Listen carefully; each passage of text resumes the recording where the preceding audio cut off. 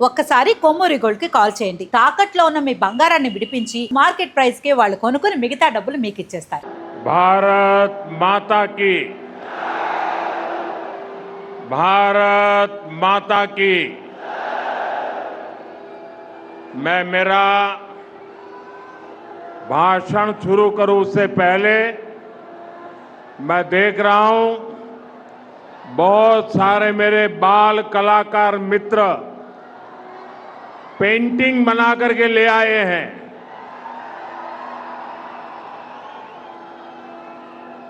आगे की तरफ उसको भेज दीजिए, मेरे एसपी जी के साथी इसको कलेक्ट कर लेंगे और अगर पीछे आपका एड्रेस होगा तो मैं आपको चिट्ठी जरूर भेजूंगा।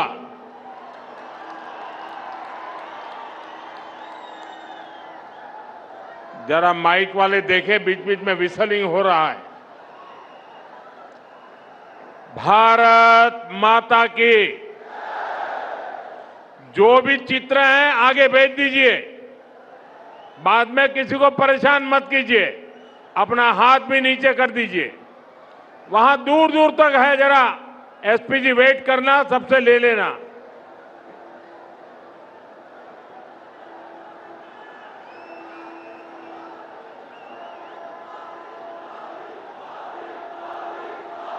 उन बच्चों को आगे मत लाइए, चित्र भेज दीजिए, बच्चों को परेशान मत कीजिए।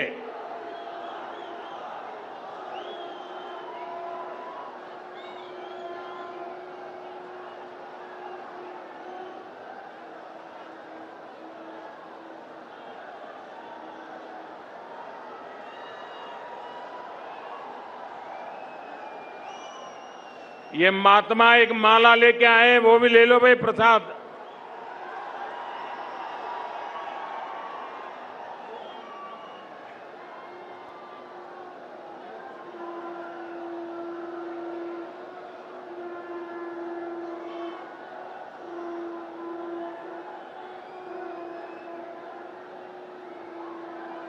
इस तरफ भी बहुत लोग लेकर कुछ न कुछ आए हैं।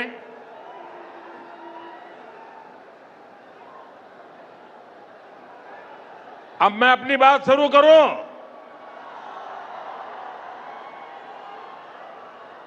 ये जो चित्र लेकर के आए अपना हाथ नीचे करें ताकि पीछे वालों को परेशानी ना हो।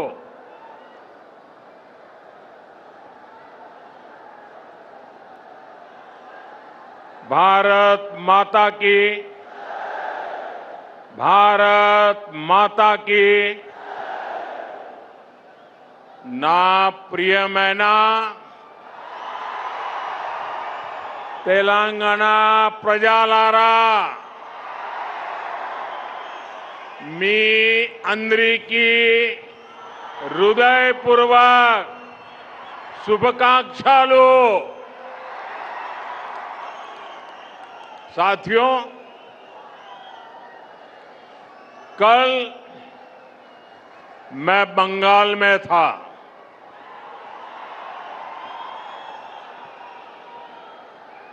वहां पहली बार बीजेपी के सीएम ने शपथ ली है। पहली बार बंगाल में प्रचंड बहुमत से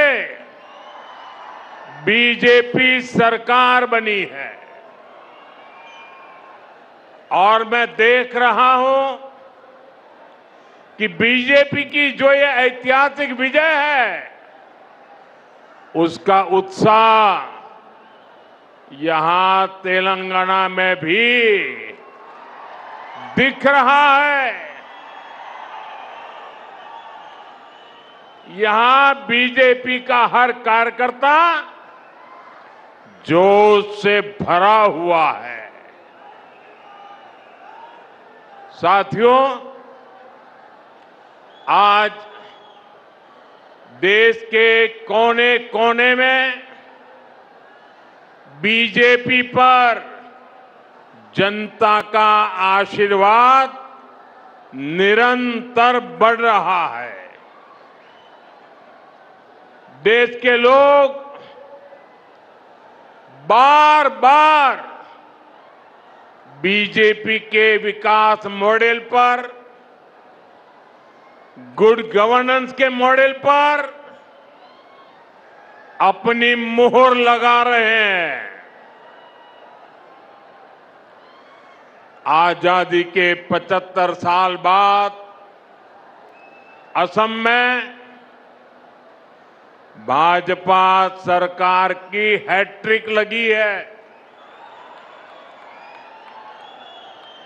और पुडुचेरी में भी बीजेपी एनडीए सरकार दोबारा वापस आई है। भाजपा की ऐसी जीत के बाद मैं तेलंगाना में के लोगों की भावनाएं भी देख रहा हूं। तेलंगाना में हर कोई एक ही बात कह रहा है, अब की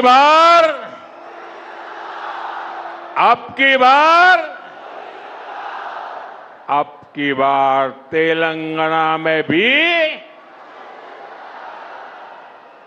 साथियों, भारत में हर साल किसी न किसी राज्य में चुनाव होता है। कोई हारता है, कोई जीतता है, और ये लोकतंत्र में बहुत स्वाभाविक है। ये लोकतंत्र का अनिवार्य हिस्सा है। लेकिन साथियों, बंगाल में बीजेपी की विजय का जितना उत्सव देश में है, जितनी चर्चा दुनिया भर में हो रही है, वैसी चर्चा पहले किसी जीत पर नहीं हुई है। इसका कारण यह है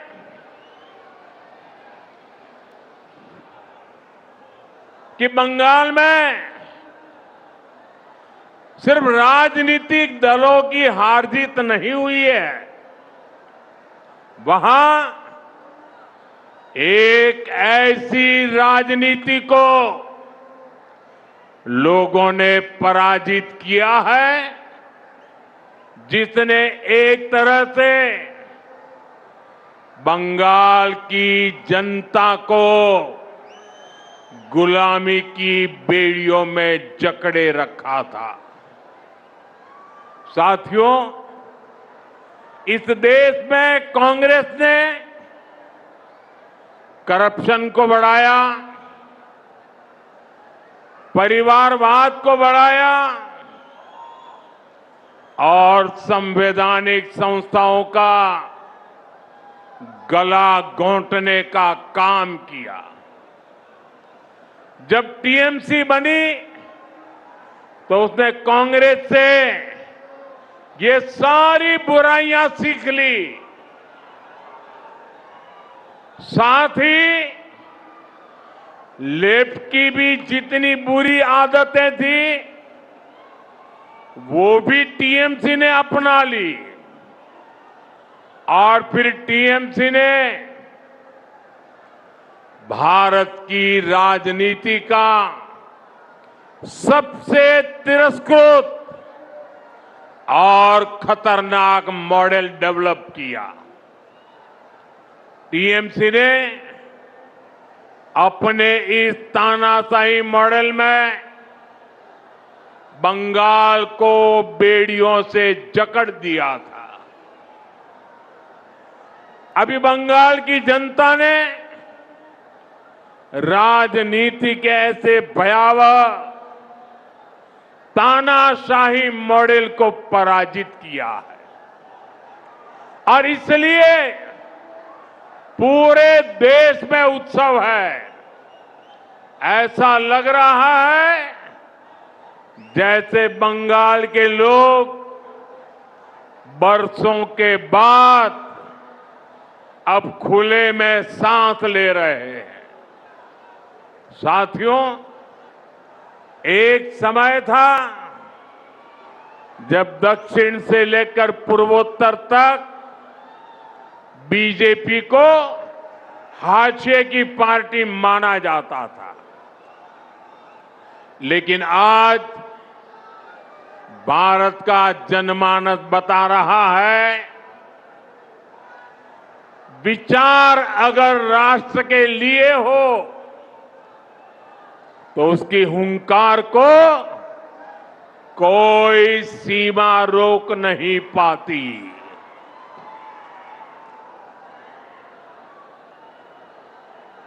साथियों, अब देखिए आगे कोई जगह नहीं है। आप तय कीजिए कि आप वहां खड़े रह करके शांति से सुन सकेंगे कि नहीं सुन सकेंगे। आप आगे आने की कोशिश मत कीजिए। आप वहां पर रुकिए कृपा करके। और ये जो चित्र वाले हैं उनसे मेरी हाथ जोड़ के प्रार्थना है, या तो आप अपना चित्र नीचे रख दीजिए, बाद में मुझे डाक से भेज दीजिए, या तो किसी के हाथों हाथ आगे कर दीजिए। इसको पकड़ के मत खड़े रहिए। जरा कोई पार्टी के वॉलंटियर वहां है तो मेरी बात का कुछ करवाइए भाई।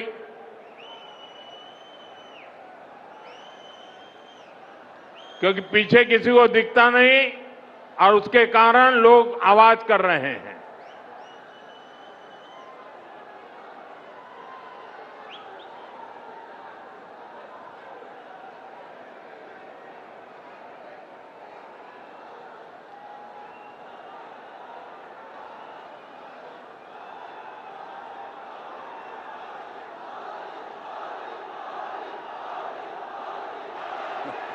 అందరినీ కోరుతా ఉన్నాను, ఎవరు కూడా దయచేసి మన ప్రధానమంత్రి గారు మాట్లాడే సమయంలో ఆ జెండాలు ఊపకండి, అన్ని కింద తీసుకోండి, చిత్తపటాలు కూడా కిందికి అనండి దయచేసి, లేకుంటే బాగుండదు. అందరూ కూడా కిందికి అనండి ప్లీజ్. ఎవరు కూడా మాట్లాడకండి, అందరూ చిత్రపటాలు కిందికి అనండి. ఎవరు కూడా ఫస్ట్ అదే పోస్టర్స్ కింద పెట్టండి, ఆ పోస్టర్స్ కిందికి పెట్టండి. అక్కడ ఎవరు ఉన్నారో అక్కడ పోస్టర్స్ కింద పెట్టండి. పోస్టర్స్ ఎవరు తీసేయండి. అది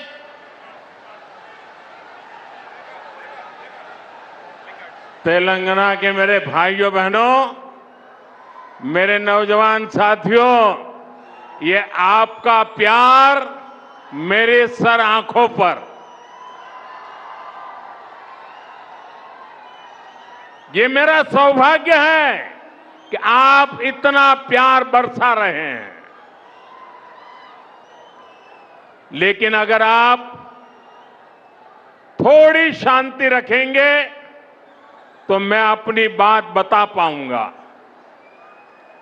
जगह छोटी पड़ गई है, आपको तकलीफ होती होगी।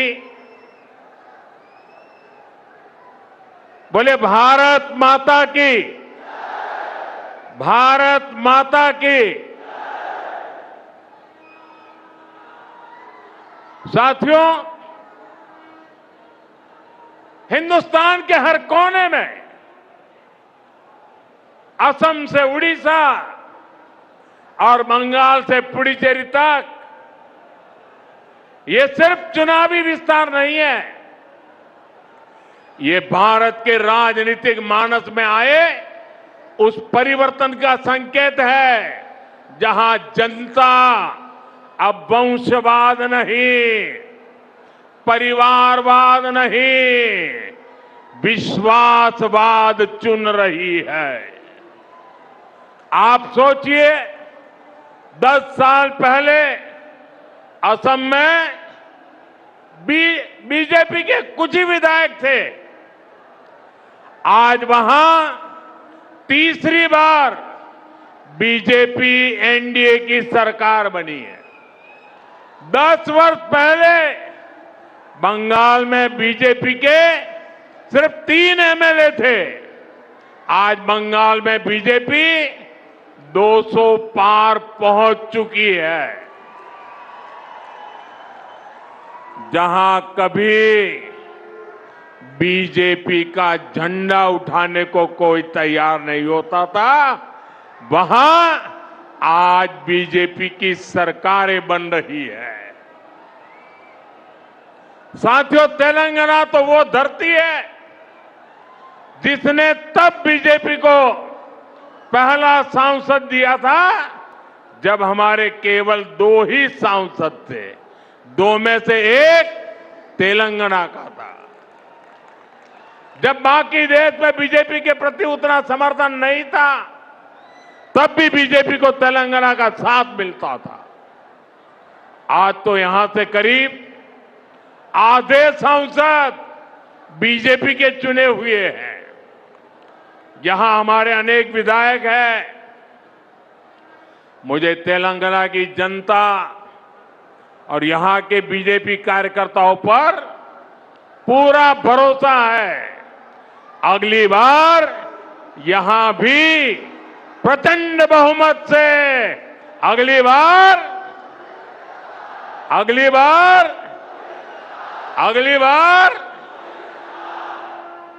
तेलंगाना के लोग कांग्रेस और बीआरएस की वादा खिलाफी और इनकी परिवारवादी राजनीति से तंग आ चुके हैं। इसलिए भी तेलंगाना की जनता बदलाव चाहती है। साथियों, बीजेपी का हमेशा ये मंत्र रहा है, राज्य के विकास से देश का विकास। आज जब भारत विकसित होने के लक्ष्य की तरफ तेजी से आगे बढ़ रहा है, तो तेलंगाना की भूमिका भी बहुत बड़ी है। हमारा तेलंगाना, हमारा हैदराबाद विकसित भारत की यात्रा को गति दे, ये केंद्र की बीजेपी सरकार का, एनडीए सरकार का निरंतर प्रयास है।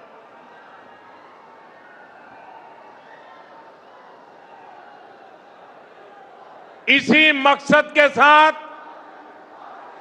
थोड़ी देर पहले मुझे हजारों करोड़ रुपए के प्रोजेक्ट्स का शिलान्यास करने का अवसर मिला। साथियों, अभी देश भर में 14 इंडस्ट्रियल कॉरिडोर पर काम चल रहा है। उसमें से एक यहां तेलंगाना में बनने जा रहा है।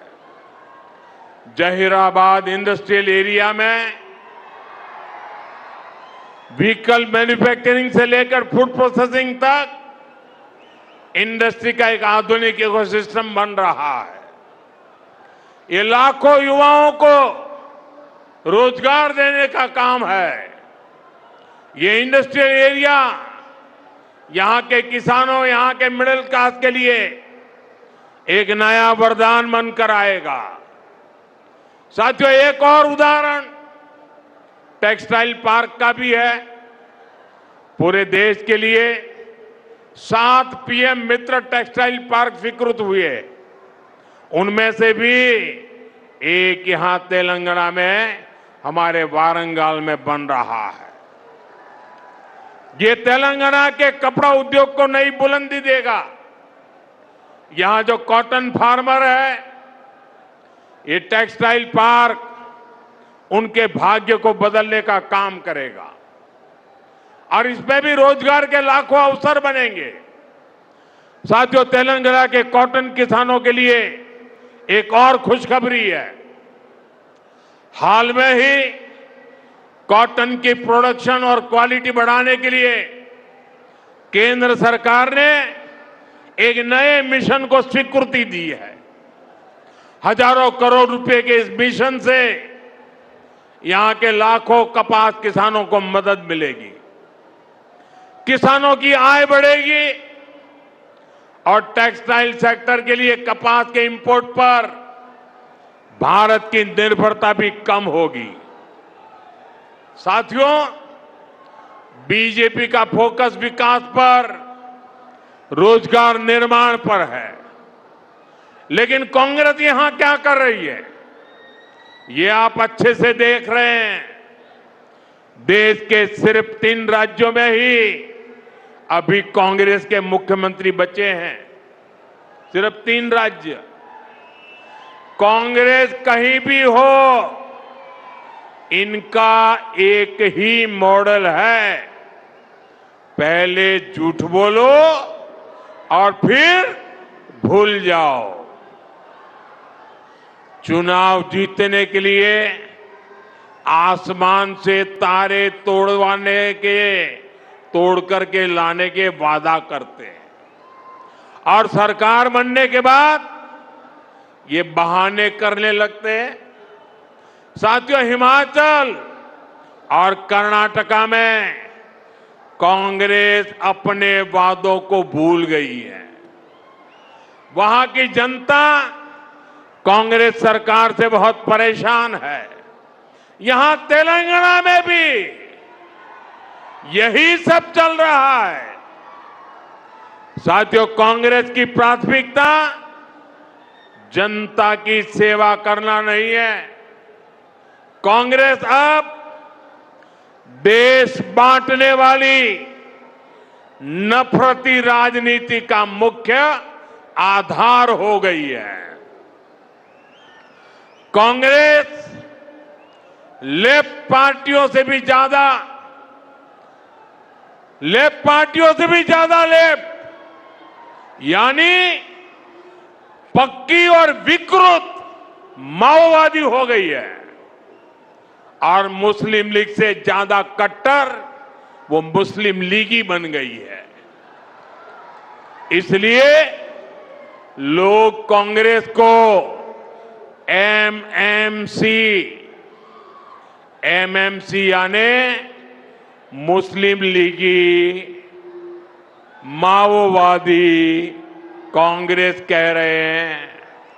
ये मुस्लिम लीगी माओवादी कांग्रेस है। साथियों, देश को माओवादी आतंक के कारण इतना नुकसान हुआ है। तेलंगाना को भी बीते दशकों में माओवादी आतंक के कारण बहुत कुछ भुगतना पड़ा। माओवादी आतंक इतने वर्षों तक इसलिए देश में चलता रहा क्योंकि कांग्रेस और लेफ्ट जैसे कुछ राजनीतिक दलों ने इसको लगातार वैचारिक हवा दी। लेकिन दुर्भाग्य देखिए, आज जब माओवादी आतंक अपनी अंतिम सांसें गिन रहा है, तब भी ये लोग माओवाद को, नक्सलवाद को बचाने में लगे हैं। बीते 11-12 सालों में कांग्रेस के शाही परिवार ने लगातार कोशिश की है कि माओवादी आतंक के खिलाफ एक्शन न हो।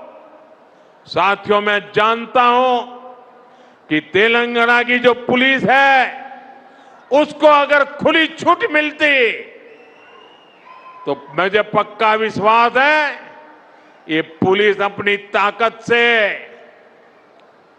केंद्र की नीतियों के साथ कदम मिलाकर अगर वो चलती तो बहुत पहले ही माओवादी आतंक का खात्मा हो चुका होता। लेकिन इन लोगों ने साथ नहीं दिया। इसलिए देश को माओवादी आतंक को पूरी तरह कुचलने में इतना वक्त लग गया। साथियों, बीजेपी एनडीए के प्रयासों से अब तेलंगाना माओवादी आतंक से मुक्त हो रहा है और इसलिए तेलंगाना में बीजेपी की सरकार बननी और भी जरूरी हो गई है। बीजेपी की सरकार यहां नई सोच, नए विजन और नए कमिटमेंट के साथ सरकार चलाएगी, जिसका लक्ष्य होगा विकसित तेलंगाना। साथियों, आज भारत तेजी से विकसित होने के लक्ष्य की तरफ आगे बढ़ रहा है, लेकिन इस समय भारत कई विराट चुनौतियों का मुकाबला भी कर रहा है। साथियों, कोरोना काल के दौरान ही दुनिया सप्लाई चेन के बहुत बड़े संकट से गिर गई थी। कोविड के बाद यूक्रेन में युद्ध शुरू हो गया, उसने दुनिया की परेशानियां और बढ़ा दी। फूड, फ्यूल, फर्टिलाइजर, इन तीनों चीजों पर गंभीर प्रभाव पड़ा। बीते 5-6 वर्षों में इस संकट से निपटने के लिए हमारी सरकार निरंतर प्रयास कर रही है। आपको याद होगा, उस समय और आज भी फर्टिलाइजर की एक बोरी दुनिया में 3-3 हजार रुपये में बिक रही थी। एक बोरी का 3,000 रुपया। कितना? आप बताएंगे एक बोरी का कितना? आंकड़ा नहीं, बोलिए मुंह से। 3,000 रुपया एक बोरी का। कितना? एक बोरी का कितना? एक बोरी का कितना? और भारत के किसानों को वही खाद की बोरी 300 से भी कम रुपये में दी जा रही है। 3,000 के सामने 300 रुपये में। सप्लाई चेन की इन मुश्किलों के बीच पिछले 2 महीने से हमारे पड़ोस में ही इतना बड़ा युद्ध चल रहा है। इसका असर पूरी दुनिया पर पड़ा है और भारत पर तो और भी गंभीर असर हुआ है। साथियों, भारत के पास बड़े बड़े तेल के कुएं नहीं है।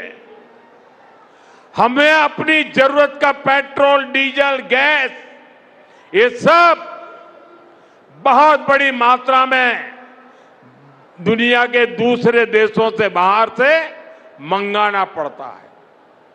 युद्ध की वजह से पूरी दुनिया में पेट्रोल, डीजल, गैस और फर्टिलाइजर के दाम बहुत अधिक बढ़ चुके हैं, आसमान को भी पार कर गए हैं। अड़ोस पड़ोस में देशों में क्या हाल है वो तो अखबारों में आता है। भारत सरकार इस युद्ध के पिछले 2 महीनों से देशवासियों को इस संकट से बचाने के लिए लगातार प्रयास कर रही है। नागरिकों पर बोझ न पड़े, इसके लिए सरकार सारा बोझ सरकार खुद अपने कंधे पर उठा रही है।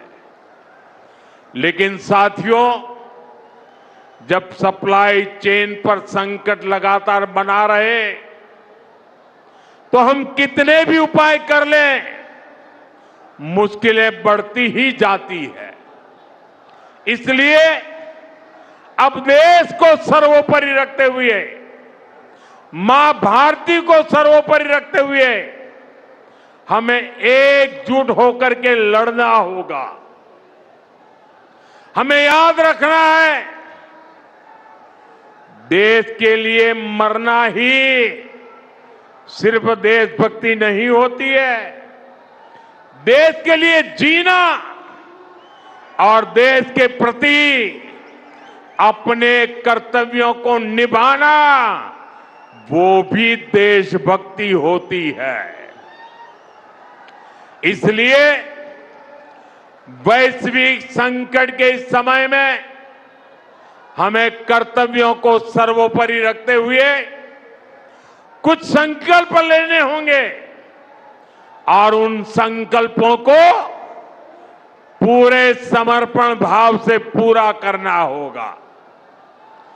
जैसे एक बड़ा संकल्प है पेट्रोल डीजल का संयम से इस्तेमाल करना। साथियों, हमें पेट्रोल डीजल का उपयोग कम करना होगा। शहरों में जहां मेट्रो है वहां हम तय करें कि हम मेट्रो का ही उपयोग करेंगे, ज्यादा से ज्यादा मेट्रो में ही जाएंगे। अगर कार में ही जाना जरूरी है तो फिर कार पूल करने का प्रयास करें और भी लोगों को साथ बिठा ले। अगर हमें कहीं सामान भेजना हो तो कोशिश करनी है कि वह ज्यादा से ज्यादा रेलवे गुड्स के जो ट्रेन होती है रेलवे की सर्विसेज से भेजे, ताकि इलेक्ट्रिक रेलवे होने के कारण पेट्रोल डीजल की जरूरत नहीं पड़ती है। जिन लोगों के पास इलेक्ट्रिक व्हीकल है वो भी कोशिश करें कि इलेक्ट्रिक व्हीकल का ज्यादा से ज्यादा उपयोग करें। साथियों, हमने कोरोना के समय में वर्क फ्रॉम होम की, ऑनलाइन मीटिंग्स की, वीडियो कॉन्फ्रेंस की, ऐसी अनेक व्यवस्थाएं विकसित की और हमें आदत भी हो गई थी।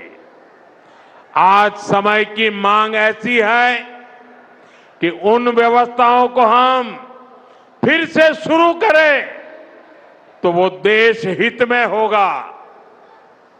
Work from home, online conferences, virtual meetings, इनको हमें फिर से प्राथमिकता देनी है। साथियों, आज जो संकट है उसमें हमें विदेशी मुद्रा बचाने पर भी बहुत जोर देना होगा, क्योंकि दुनिया में पेट्रोल डीजल इतना ज्यादा महंगा हो गया है, पहले से कई गुना ज्यादा कीमतें बढ़ गई है। तो हम सबका दायित्व है कि पेट्रोल डीजल की खरीद पर जो विदेशी मुद्रा खर्च होती है, पेट्रोल डीजल बचाकर हमें वो मुद्रा भी बचानी है। इसके लिए हमारे छोटे छोटे प्रयास भी देश की बहुत मदद कर सकते हैं। जैसे आजकल जो विदेशों में शादियों का, विदेशों में घूमने का, विदेशों में वैकेशन पर जाने का मिडिल क्लास में कल्चर बढ़ता जा रहा है। हमें तय करना होगा कि जब ये संकट का काल है और हमारी देशभक्ति हमें ललकार रही है, तो कम से कम एक साल के लिए हमें विदेशों में जाने की बातों को टालना चाहिए। भारत में बहुत सारी जगह है, वहां हम जा सकते हैं, बहुत कुछ भारत में किया जा सकता है।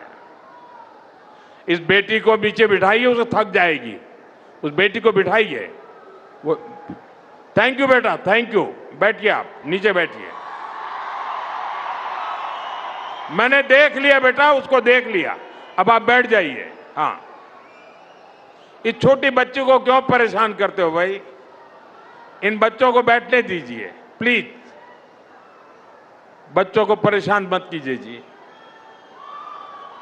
साथियों, हमें विदेशी मुद्रा बचाने के जो भी रास्ते हम लोग अपना सकते हैं, हमें बचाना होगा। साथियों, गोल्ड यानी सोने की खरीद एक और पहलू है जिसमें विदेशी मुद्रा बहुत अधिक खर्च होती है। एक जमाना था जब संकट आता था, कोई युद्ध होता था, तो लोग देश हित में सोना दान दे देते थे। आज दान की जरूरत नहीं है, लेकिन देश हित में हमको ये तय करना पड़ेगा कि साल भर तक घर में कोई भी फंक्शन हो, कोई भी कार्यक्रम हो, हम सोने के गहने नहीं खरीदेंगे, सोना नहीं खरीदेंगे। विदेशी मुद्रा बचाने के लिए हमारी देशभक्ति हमें चुनौती दे रही है और हमें इस चुनौती को स्वीकार करते हुए विदेशी मुद्रा को बचाना होगा। साथियों, ये समय एक और बड़े सबक का भी है।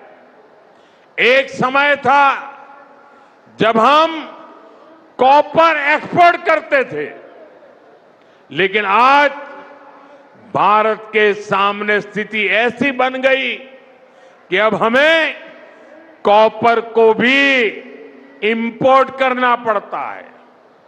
हमारे देश में हड़तालें करवाकर कॉपर प्लांट्स को ठप करवा दिया गया और अब हालत ये हो गई कि हमें कॉपर बाहर से मंगाना पड़ता है और उसमें विदेशी मुद्रा खर्च होती है। इसलिए मैं ऐसे सभी श्रमिक समूह मजदूर संगठनों से भी कहूंगा कि हमें ऐसी बातों का जरूर ध्यान रखना चाहिए। भारत को आत्मनिर्भर बनने से जो भी कदम रोकते हैं उनमें हमें दूरी बनानी होगी और जो लोग ऐसी साजिशों में जुटे हैं उन पर भी कड़ी नजर रखनी होगी। मैं देश की अदालतों से भी आग्रह करूंगा कि ऐसी स्थिति आने पर देश हित में हमें कोई ना कोई रास्ता निकालने की तरफ बढ़ना चाहिए। साथियों, ऐसे ही खाने के तेल का भी है। इसके आयात के लिए भी बहुत बड़ी मात्रा में हमें विदेशी मुद्रा खर्च करनी पड़ती है। हर परिवार अगर खाने के तेल में खाने का तेल का जो उपयोग करता है, अगर वो कुछ कमी करे, मैंने बार बार कहा है 10% कम करो। अगर हम तेल खाना कम करें ना, तो भी वो देशभक्ति का बहुत बड़ा काम है। आप देश सेवा में योगदान दे सकते हैं और इससे देश सेवा भी होगी और देह सेवा भी होगी। इससे देश के खजाने का स्वास्थ्य भी सुधरेगा और परिवार के हर सदस्य का स्वास्थ्य भी अच्छा रहेगा। साथियों, विदेशी मुद्रा की खपत वाला एक और सेक्टर हमारी खेती है। हम बहुत बड़ी मात्रा में बाहर से केमिकल फर्टिलाइजर इंपोर्ट करते हैं। केमिकल फर्टिलाइजर खेती के कारण हमारी धरती मां को बहुत पीड़ा हो रही है। हमारे खेत बर्बाद हो रहे हैं। अगर आज हम अपने खेत को नहीं बचाएंगे तो भविष्य में फसलों पर भी खतरा आ जाएगा। इसलिए बहुत जरूरी है कि हम केमिकल फर्टिलाइजर की खपत 25%, 30%, 40%, 50% उसको घटाए, आधी कर दें और हम उसके साथ साथ नेचुरल फार्मिंग की तरफ बढ़ें। हम फर्टिलाइजर का उपयोग कम करके विदेशी मुद्रा भी बचा सकते हैं और साथ साथ अपने खेत को बचा सकते हैं, हमारी ये धरती मां को बचा सकते हैं और यह हमें करना ही होगा। आज वैश्विक संकटों से जो चुनौतियां आई है, हमें उन चुनौतियों को परास्त करना होगा। साथियों, भारत सरकार खेतों में डीजल पंप की जगह सोलर पंप की योजना चला रही है।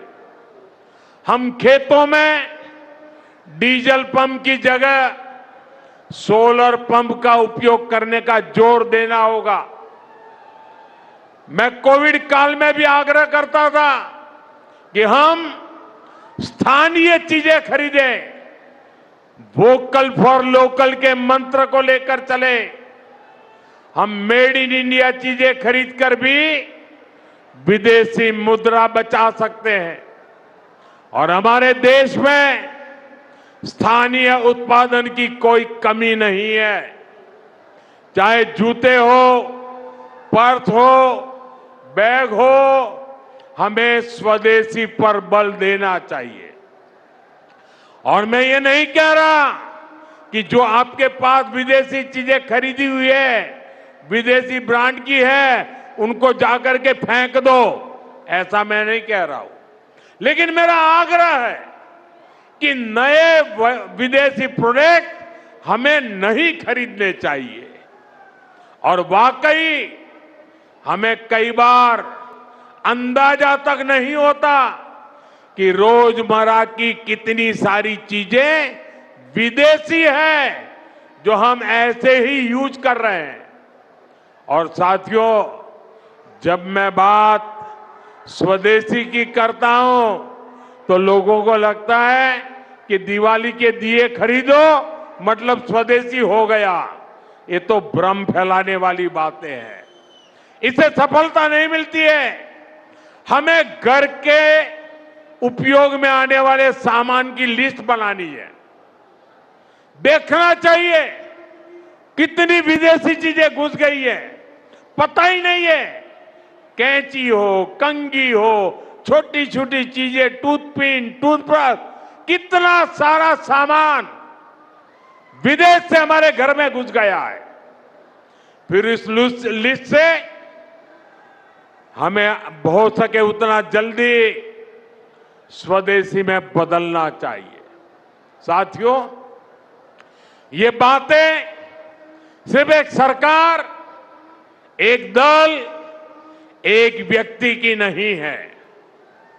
ये बीजेपी का भी मुद्दा नहीं है, ये देश का मुद्दा है। और इसके लिए हर नागरिक, हर राजनीतिक दल, हर सरकार, हर समाज, हर संगठन को संकल्पबद्ध होगा। मैं मीडिया के साथियों से भी देश हित में आगे आने के लिए आग्रह करूंगा। आइए देशभक्ति का भाव जगाएं और देश को जो वैश्विक संकट चल रहे हैं, देश उस संकटों का लाभ ले, परिस्थिति पे सवार हो जाए। ऐसा वातावरण बनाने के लिए हमें योगदान देना होगा और तभी जाकर के देश सफल होगा। ऐसे संकल्प जब हर नागरिक पूरी ईमानदारी से सिद्ध करेगा तो भारत हर संकट में जरूर विजयी होगा। साथियों, मुझे पूरा विश्वास है कि देश का हर नागरिक इसी संकल्प के साथ काम करेगा। साथियों, इतनी विशाल संख्या में आपका आना ये हवा का रुख दिखा रहा है, ये तेलंगाना का मिजाज दिखा रहा है। मैं एक बार फिर आप सभी का बहुत बहुत आभार व्यक्त करता हूं। मेरे साथ बोलिए, भारत माता की, भारत माता की, भारत माता की। वंदे वंदे वंदे वंदे वंदे वंदे।